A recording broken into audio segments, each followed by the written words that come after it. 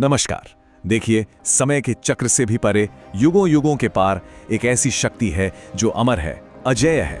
ये कहानी है एक ऐसे भक्त की जिनकी गाथा शक्ति और सेवा का एक महाकाव्य है। तो चलिए आज हम उस चिरंजीवी की कहानी को करीब से जानते हैं जो हर दिल में बसते हैं, हनुमान, सबसे प्रिय चिरंजीवी। ये सिर्फ एक श्लोक नहीं है, ये एक आह्वान है उस हमेशा रहने वाली शक्ति का जो आज के समय में, मतलब कलयुग के इस अंधेरे में उम्मीद की सबसे बड़ी किरण है। हनुमान जी सिर्फ कहानियों का एक किरदार नहीं है, बल्कि वो एक जीती जागती चेतना है। ऐसा माना जाता है कि वो आज भी इसी धरती पर अपने भक्तों की रक्षा के लिए मौजूद हैं। तो चलिए शुरू करते हैं ये दिव्य सफर। तो हनुमान जी की कहानी शुरू होती है उनके दिव्य जन्म से। वो माता अंजना और केसरी के पुत्र तो थे, लेकिन उनका जन्म पवन देव यानी वायुदेव के खास आशीर्वाद से हुआ था। और यही वजह है कि उन्हें पवन पुत्र भी कहते हैं। मतलब हवा की जो गति है, जो शक्ति है, वो सब उनके अस्तित्व का हिस्सा थी। उनके जन्म लेते ही सभी देवताओं ने उन्हें एक से बढ़कर एक वरदान दिए। खुद सृष्टि के रचयिता ब्रह्मा जी, उन्होंने वरदान दिया कि हनुमान की शक्ति और रफ्तार वायु और गरुड़ से भी ज्यादा होगी और कोई भी हथियार, कोई भी अस्त्र उन्हें नुकसान नहीं पहुंचा पाएगा। यहीं से उनकी उस यात्रा की शुरुआत हुई जिसमें उन्हें कोई हरा नहीं सकता था। फिर अग्निदेव का वरदान मिला और ये वरदान तो बहुत ही खास था। उन्होंने वचन दिया कि आग हनुमान को कभी भी जला नहीं पाएगी। और यही वो वरदान था जो आगे चलकर लंका दहन के वक्त उनकी सबसे बड़ी ताकतों में से एक बना, जब एक घमंडी साम्राज्य आग में जलकर राख हो गया था। और शायद सबसे बड़ा वरदान मिला यम यानी काल के देवता से। उन्होंने हनुमान को अमरता का वरदान दिया कि मौत उन्हें कभी छू भी नहीं पाएगी। इन्हीं सब वरदानों ने मिलकर उन्हें बनाया चिरंजीवी, मतलब एक ऐसा अस्तित्व जो हर युग में जीवित रहेगा, हमेशा धर्म की रक्षा के लिए। पर इतनी असीम शक्तियों के साथ एक श्राप भी जुड़ा हुआ था। हुआ ये कि बचपन में हनुमान अपनी ताकत से अनजाने में ऋषियों मुनियों को परेशान कर देते थे। तो ऋषियों ने उन्हें श्राप दे दिया कि वो अपनी ये सारी जबरदस्त शक्तियां भूल जाएंगे और उन्हें ये शक्तियां तभी याद आएंगी जब कोई उन्हें किसी धर्म के काम के लिए, किसी नेक काम के लिए उनकी याद दिलाएगा। तो अब बात करते हैं हनुमान जी की शक्तियों के उस रहस्यमयी सोर्स की जो उन्हें आम देवताओं से भी कहीं ज्यादा शक्तिशाली बनाता है, और वो है अष्ट सिद्धियां यानी 8 अलौकिक शक्तियां। देखिए, ये सिर्फ शक्तियां नहीं हैं, ये तो असल में रियलिटी को यानी वास्तविकता को ही कंट्रोल करने की काबिलियत है। हनुमान जी को ये सिद्धियां वरदान में मिली थीं और इन्हीं के दम पर उन्होंने वो सब किया जो हम सोच भी नहीं सकते। तो चलिए एक एक करके इन्हें समझते हैं। तो ये हैं वो 8 सिद्धियां। सबसे पहले अणिमा, जिससे वो एक अणु जितने छोटे हो सकते थे, इतने छोटे कि किसी को दिखाई ना दे। फिर है महिमा, जिससे वो पहाड़ों से भी बड़े विशालकाय बन सकते थे, दुश्मनों के दिल में खौफ पैदा करने के लिए। लघिमा ने उन्हें हवा से भी हल्का बना दिया, तो गरिमा ने वज्र से भी भारी। प्राप्ति सिद्धि से वो पलक झपकते ही कहीं भी पहुंच सकते थे और प्राकाम्य से अपनी हर इच्छा पूरी कर सकते थे। ईशित्व ने उन्हें प्रकृति पर काबू दिया और वशित्व ने हर जीव पर नियंत्रण। इन्हीं 8 सिद्धियों ने उन्हें सचमुच अजेय बना दिया।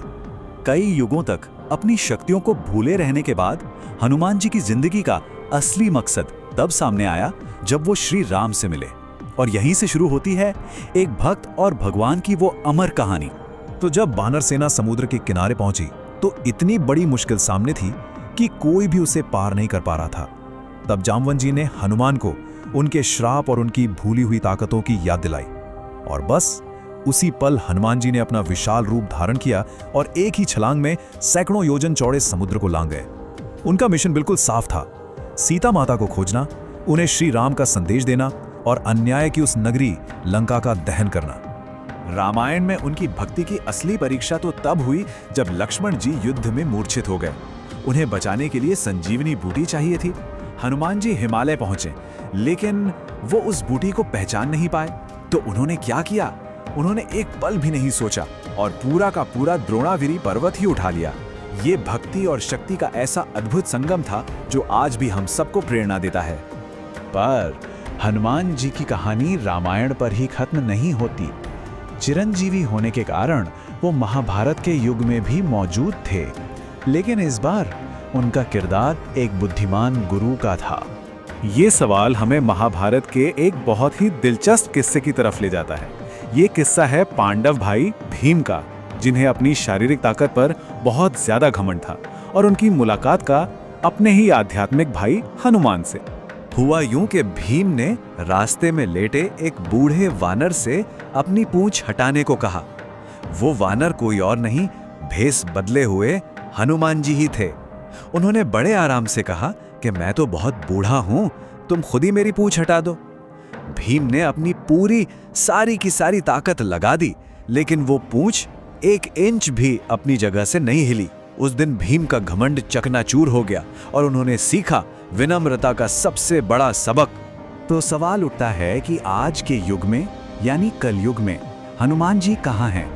तो माना जाता है कि एक चिरंजीवी होने के नाते वो आज भी इसी धरती पर हैं और इस अंधेरे के युग में अपने भक्तों के सबसे बड़े रक्षक हैं। ऐसी मान्यता है कि आज भी जहाँ कहीं भी भगवान श्री राम की कथा होती है या रामायण का पाठ होता है, हनुमान जी वहाँ अदृश्य रूप में ज़रूर मौजूद रहते हैं। वो अपने प्रभु की कहानी सुनते हैं और अपने भक्तों की रक्षा करते हैं। वो एक ऐसे गार्डियन हैं जो हमें कभी अकेला नहीं छोड़ते। तो आखिर ऐसा क्या है कि हनुमान जी करोड़ों लोगों के दिलों में सबसे खास जगह रखते हैं? इसका जवाब उनकी बेहिसाब ताकत में नहीं, बल्कि उनकी सच्ची और निस्वार्थ भक्ति में छिपा है। उनका पूरा सार इन 5 बातों में है। श्री राम के लिए उनकी अटूट भक्ति, ब्रह्मांड को हिला देने वाली उनकी जबरदस्त शक्ति, बिना कुछ मांगे की जाने वाली सेवा, अपनी ताकत पर जरा भी घमंड न करने वाली विनम्रता और बिना फल की चिंता किए सिर्फ अपना कर्म करना। असल में उनकी असली ताकत किसी वरदान या सिद्धि से नहीं आती, बल्कि श्री राम के लिए उनके पवित्र और बिना शर्त वाले प्रेम से आती है। हनुमान जी सिर्फ एक भगवान नहीं हैं, वो एक आदर्श हैं। वो हमें सिखाते हैं कि असली ताकत तो विनम्र होने में है और सबसे बड़ी कामयाबी निस्वार्थ सेवा करने में। वो शक्ति और भक्ति का वो संगम है जो हर युग में हर भक्त को हिम्मत और प्रेरणा देते रहेंगे, और शायद यही वजह है कि वो सबसे प्रिय चिरंजीवी हैं। जय श्री राम, जय हनुमान।